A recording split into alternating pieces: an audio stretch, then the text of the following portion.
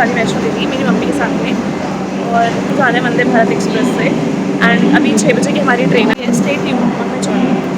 If you are also planning to visit Mata Vaishno Devi Temple, then this is going to be your ultimate tourist guide. तो सबसे पहले जानते हैं कि आप वैष्णो देवी टेम्पल तक कैसे पहुंच सकते हैं। तो यहाँ पर पहुंचने के हैं 2 तरीके, आप बाय एयर और बाय ट्रेन आ सकते हैं। बाय एयर आपको आना होगा जम्मू एयरपोर्ट, जहाँ से आप फिर टैक्सी करके कटरा तक जा सकते हैं। एंड बाय ट्रेन आप ओवरनाइट जर्नी ले सकते हैं जम्मू तवी स्टेशन तक के लिए या कटरा के लिए। माई सजेशन वुड बी कि आप डायरेक्ट ट्रेन कटरा तक के लीजिए, बिकॉज ये आपको बहुत टाइम बचाएगा। एंड आप क्योंकि कटरा से ही ट्रैक डायरेक्ट स्टार्ट होता है। और अगर आप और जल्दी पहुंचना चाहते हैं तो आप वंदे भारत एक्सप्रेस भी आ सकते हैं। मेरे को कैसा लग रहा है 20 साल बाद? बहुत अच्छा लग रहा है मेरे को बोलने तो पूरा। और वो कैसा लग रहा है हम 20 साल बाद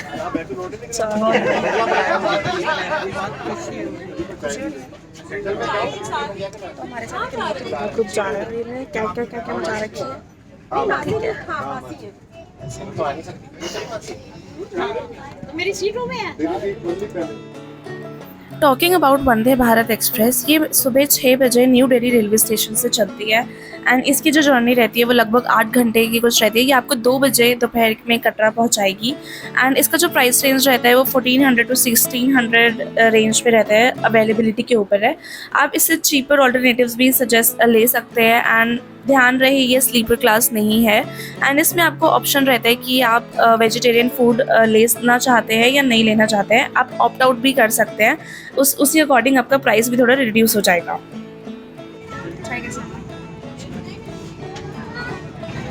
चाय वाकई बहुत अच्छी है। ये ट्रेन वाली IRCTC की जो फेमस चाय है ठीक है। ये पता नहीं कौन सी सब्जी है, चावल और ये पनीर की सब्जी। माता के दर्शन करने के लिए दुनिया भर से भक्त लाखों में यहाँ आते हैं उनका आशीर्वाद लेने के लिए। माना जाता है कि जब देवी सती हुई थी तो उनका सर यहाँ पर आकर गिरा था, इसलिए भी इसे सबसे महत्वपूर्ण शक्तिपीठों में से एक माना जाता है। अभी दोपहर के 2:30 बज रहे हैं और हम कटरा रेलवे स्टेशन पहुँच चुके हैं। यहाँ से आप ऑटो या टैक्सी कर सकते हैं अपने होटल तक के लिए। हमने ऑटो किया था एंड आई बिलीव यहाँ पर ऑटो वाले जो हैं वो बहुत ही ज़्यादा चार्ज कर रहे हैं टूरिस्ट से। 0.8 किलोमीटर्स के अराउंड इन्होंने हमसे 200 रुपीज़ चार्ज किए, which I believe is too much. तो कुछ 10 या 15 मिनट बाद हम हमारे होटल पहुँच गए थे। कटरा में आपको हर बजट के अनुसार होटल मिल जाएंगे बस स्टैंड के आसपास में और रेलवे स्टेशन के भी। अगर आप प्रीमियम या लग्जरी होटल्स देखना चाहते हैं तो आप ITC वेलकम, हॉलीडे इन, सरोवर, पोर्ट्रिको जैसे ऑप्शंस चेकआउट कर सकते हैं। ये सभी होटल्स आपको ऑनलाइन भी ऑप्शंस अवेलेबल होंगे।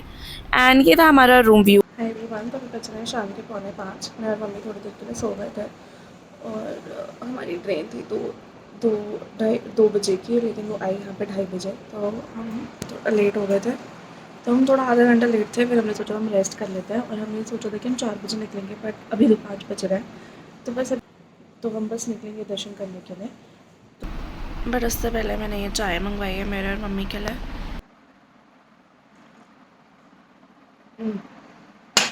चीनी नहीं है, उसका टेस्ट ठीक है पर चीनी नहीं है।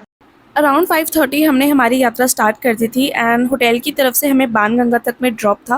बट उससे पहले हमें RFID कार्ड बनवाना था। This is very important. आप इसके बिना अपनी यात्रा स्टार्ट नहीं कर सकते। आप इसे रेलवे स्टेशन पे भी बनवा सकते हैं, बस स्टैंड पे भी, बट रेलवे स्टेशन पे काफ़ी रश रहता है, तो आई वुड सजेस्ट कि आप इसको बस स्टैंड से बनवाएं। हमारा कार्ड वहाँ पे 2 मिनट में ही बन गया था। एंड इस RFID कार्ड की वैधता सिर्फ 6 घंटे तक है, तो 6 घंटे के अंदर ही आपको बाणगंगा क्रॉस करना होगा, अदरवाइज़ आपको ये दोबारा से बनवाना होगा। तो सामने आप जो देख रहे हैं ये मेन एंट्रेंस है एंड ये हम अभी लाइनों में लगे हुए हैं। लेडीज फर्स्ट जा सकते थे, उन्होंने हमें पहले नहीं बताया। Now as we head towards the main entrance, we went through RFID card check and security screening. You can carry bags with you, but I would recommend keeping them as light as possible since it can get tiring along the way. Phones and chargers are allowed, but digital cameras are not permitted. तो आप अभी जो ये sign board देख रहे हैं ये बता रहे हैं कि एक तरफ न्यू रास्ता है और एक ओल्ड रास्ता है। जो न्यू रास्ता है वो 18 किलोमीटर्स का है एंड ये सीधा गुलशन के लंगर के सामने आपको दिखेगा। एंड ये ओल्ड रास्ता है, ये थोड़ा ज़्यादा क्राउडेड रहता है। न्यू रास्ता आपको इतना क्राउडेड नहीं मिलेगा। हमने तो सारा रास्ता क्रॉस कर लिया, हम मेन चढ़ाई पे चढ़ रहे हैं और हालत अभी से ख़राब हो रही है मेरी। तो अभी जस्ट 20 मिनट्स इनटू द चढ़ाई। आपको ओल्ड रास्ते पे पालकी एंड पिट्ठू बुक कराने के लिए ये बुकिंग काउंटर दिखाई देगा। आप यहाँ से बुक कर सकते हैं। इनके रेट्स फिक्स्ड रहते हैं एंड पालकी का जो रेट रहता है वो समवेयर 4000 रहता है एंड पिट्ठू का जो रेट रहेगा वो डिस्टेंस के ऊपर डिपेंड करता है।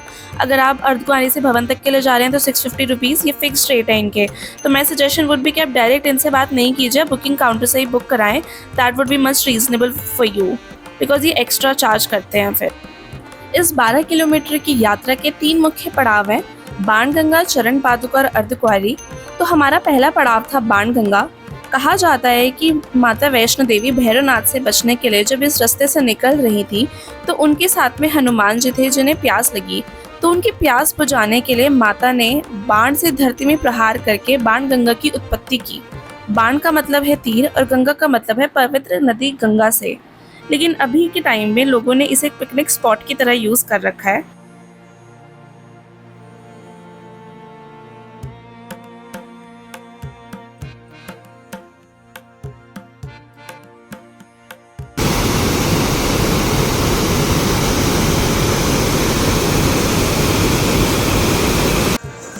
हमें क्या टाइम हो रहा है?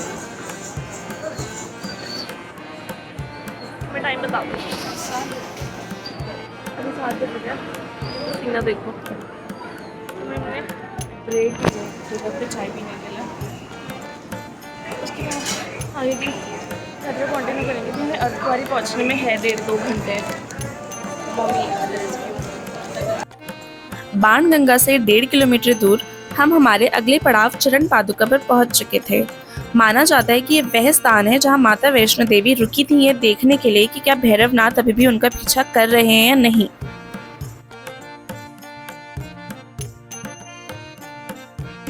हाँ?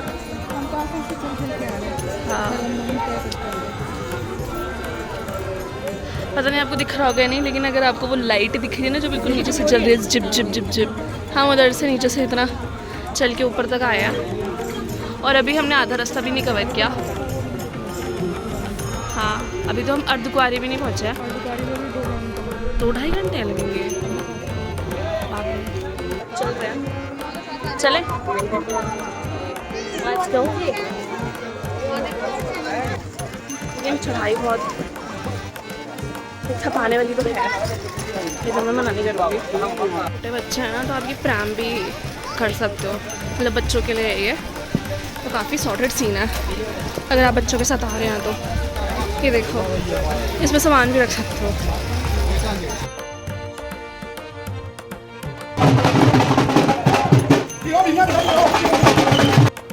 तो इस ओल्ड रास्ते पे आपको ऐसे बहुत सारे रेस्टोरेंट्स एंड ईटरीज दिख जाएंगी जहाँ से आप खाना खा सकते हैं।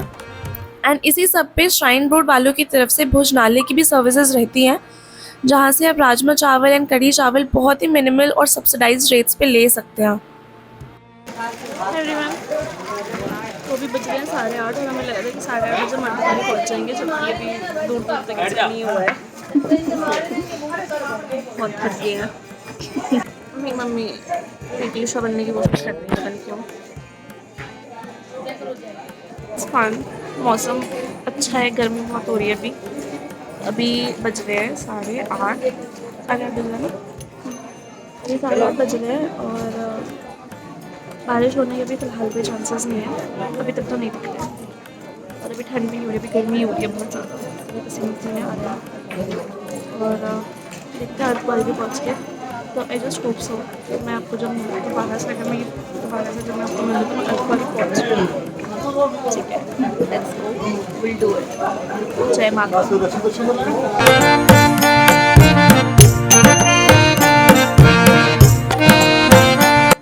अराउंड 10 बजे हम पहुँचे इस इंटरसेक्शन पे। लेफ्ट हैंड साइड पे न्यू रास्ता भवन के लिए वाया हिमकोटी मार्ग। ऊपर की तरफ ये ज़्यादा रास्ता है अर्धकुंवारी की तरफ, नीचे के इस रास्ते से हम अभी आए हैं। तो टाइम की कमी के चलते हमने डिसाइड किया कि हम अर्धकुंवारी को स्किप करेंगे एंड हम डायरेक्ट जाएंगे भवन वाया हिमकोटी मार्ग। अगर आप अर्धकुंवारी से भवन जाएंगे तो आपको लगेंगे उसमें 6.5 किलोमीटर। न्यू रास्ते से अगर हम जाते हैं तो हमारा 1 किलोमीटर बच रहा था। अर्धकुंवारी से भवन जाने के लिए एक और तरीका है एंड वो है बैटरी रिक्शास, जिसकी जो बुकिंग होती है वो ऑनलाइन ही होती है एंड टिकट प्राइस इसका 450 रुपीज़ पर पर्सन रहता है।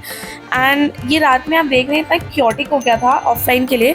ऑफलाइन इसकी टिकट्स इतनी इजीली मिलती नहीं, तो आई वुड सजेस्ट कि आप ऑनलाइन ही इसकी टिकट बुक करा कर आए श्राइन बोर्ड वेबसाइट से। एंड इसकी जो बुकिंग है वो 3 महीने पहले से स्टार्ट हो जाती है, तो अगर आप इमीडिएट बेसिस पे इसकी बुकिंग कराएंगे तो आपको वो अवेलेबल नहीं होगा। तो आप प्लीज़ इसके 3 महीने पहले से इसको चेक करना स्टार्ट कर दें।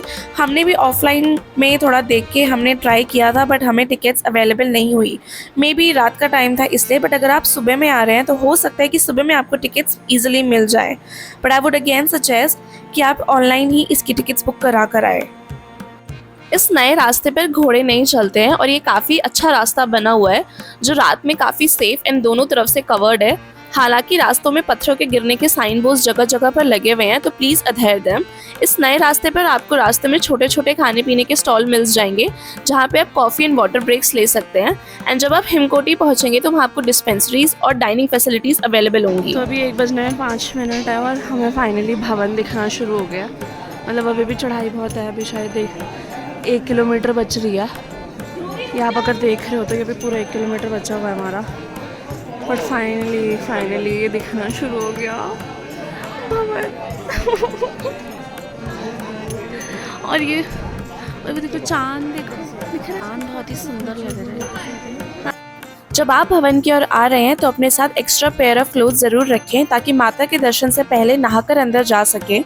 इसके लिए भवन के रास्ते में कई सारी रुकने की सुविधाएं और लॉकर फैसिलिटीज़ अवेलेबल है मिनिमल प्राइसेस पे। रुकने की सुविधाओं के लिए आप ऑनलाइन भी बुकिंग करा सकते हैं। एंड आप भवन के अंदर अपनी चाबी और प्रसाद के अलावा कुछ भी नहीं लेके जा सकते। नहाने के बाद आप अपने फ़ोन, जूते और बैग्स लॉकर को सुरक्षित में रखें। प्रसाद आप भेंट शॉप से भी ले सकते हैं। जब आप भवन आ रहे हैं दर्शन करने के लिए तो मेक श्योर आप सुबह 4 बजे वाली आरती से पहले दर्शन कर लें। इससे आप लंबी लाइनों से भी बच सकेंगे और आपके दर्शन भी बहुत अच्छे होंगे। दर्शन करने से पहले ये जगह जगह पर बेथिंग घाट बने हुए हैं जहाँ पर आप नहा सकते हैं। लेडीज़ एंड जेंट्स के लिए नीचे लॉकर फैसिलिटीज़ भी अवेलेबल हैं। हमने भी नहाने और सामान को लॉकर में रखने के बाद सुबह 3:30 बजे तक दर्शन कर लिए थे और हमारे दर्शन बहुत ही अच्छे हुए। अभी सुबह के 6 बज रहे हैं और यहाँ लंबी लंबी लाइनें लगी हुई हैं। फिलहाल दर्शन नहीं हो रहे हैं क्योंकि आरती चल रही है। इस भीड़ से बचने के लिए आप या तो आरती से पहले आएँ या फिर आरती के बाद। दर्शन के बाद हमने भी कुछ देर आराम किया और अब बारी थी भैरवनाथ के मंदिर जाने की, तो हमने तय किया कि हम रोपवे से जाएंगे। भवन से भैरव का मंदिर 2 किलोमीटर दूर है। रोपवे के लिए ऑनलाइन और ऑफलाइन टिकट्स दोनों ही अवेलेबल हैं। रोपवे सुबह 7 बजे से शाम 5 बजे तक चलता है, इसलिए इस समय के बीच में ही आप दर्शन कर लें। ध्यान रहे कि टिकट सिर्फ 2 घंटे के लिए ही वैध है। ऑफलाइन टिकट की लंबी लाइनों से बचने के लिए आप ऑनलाइन बुक कर सकते हैं। रोपवे के लिए ऑफलाइन टिकट्स आपको दुर्गा भवन के बेसमेंट में मिलेंगी। रोपवे टिकट्स का चार्ज रहेगा 100 रुपीज़ पर पर्सन। एंड याद रहे कि आपको दुर्गा भवन के बेसमेंट में टिकट्स को लेने के लिए जाना होगा। एंड जितने भी फैमिली मेम्बर्स के लिए आपको टिकट चाहिए, आपको उतनों मेम्बर्स को लेकर ही टिकट काउंटर पे जाना होगा। सिंगल पर्सन टिकट्स लेके नहीं आ सकता। What's your energy status, Mommy? 0. अच्छा, हमने कल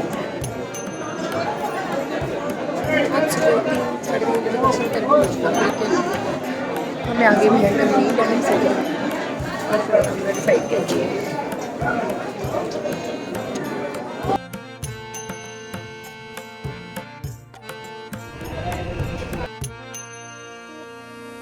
माना जाता है कि माता ने जब अपनी रक्षा के लिए महाकाली का रूप धारण किया और भैरवनाथ का सिर अपने त्रिशूल से काट दिया, तब भैरवनाथ का सिर त्रिकुटा पर्वत से दूर जाकर गिरा, जहां आज भैरवनाथ का मंदिर स्थित है। भैरवनाथ ने मृत्यु के बाद पश्चाताप किया और माता से क्षमा मांगी। भैरवनाथ की प्रार्थना सुनकर माता ने उन्हें क्षमा कर दिया और वरदान दिया कि उनके भक्तों के दर्शन तभी पूर्ण होंगे जब वे भैरवनाथ के मंदिर के दर्शन करेंगे। भैरवनाथ के मंदिर आप 2 किलोमीटर पैदल यात्रा से भी आ सकते हैं, सीढ़ियों से भी आ सकते हैं और रोपवे से भी आ सकते हैं।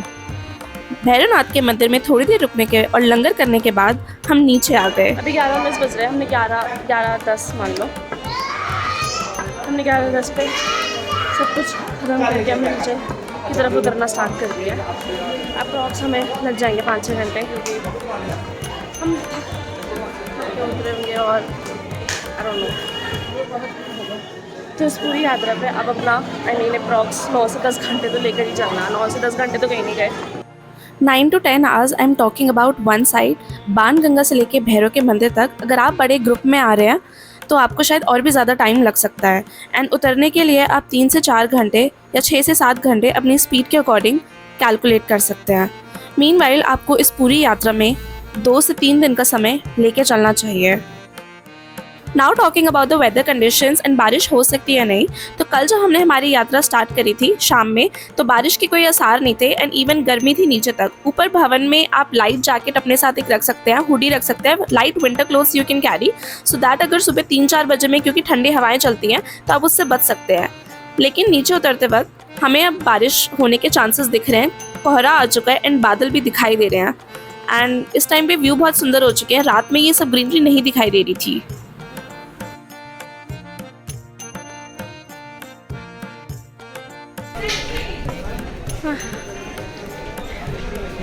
कुछ भी नहीं दिख रहा है, धुआं उड़ रहा है।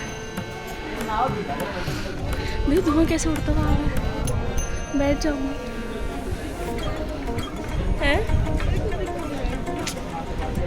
हालत बहुत ख़राब हो चुकी है, हालत ख़राब है चढ़ने वालों की भी और उतरने वालों की भी। हाँ मेरे पैर। अभी शाम के 4 बज रहे हैं और मौसम बहुत ही ख़राब हो गया था। हमारे पास रेन कोट्स थे इसलिए हमने हमारी जर्नी कंटिन्यू रखी। बारिश बहुत ज़ोर से होने लग गई थी, इसके आगे मैंने शूट नहीं किया क्योंकि मेरे फ़ोन की बैटरी भी ख़त्म हो गई थी। हम होटल अराउंड 5:30 बजे पहुँचे और रात में हमने रेस्ट किया। अगले दिन 3 बजे हमारी ट्रेन थी कटरा रेलवे स्टेशन से to new Delhi railway station.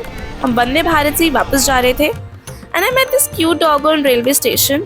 I wish मैं अपने इसे साथ ले जा सकती। What a cutie he is. I have tried to cover every detail in this vlog. If you have any doubts, feel free to comment below and I'll do my best to resolve your queries. अब हम जा रहे हैं finally and this is an end to my vlog now. और जो भी extra details होगी वो सब मैं डिस्क्रिप्शन पे कैप्शन पे मैं डाल दूंगी। एंड बहुत अच्छे दर्शन हुए, बहुत सब कुछ बहुत बढ़िया था। नहीं तो माना देवी को हमारा फाइनल गुड बाय और बस हम अगली बार फिर से हैं जल्दी जल्दी दर्शन करने के लिए।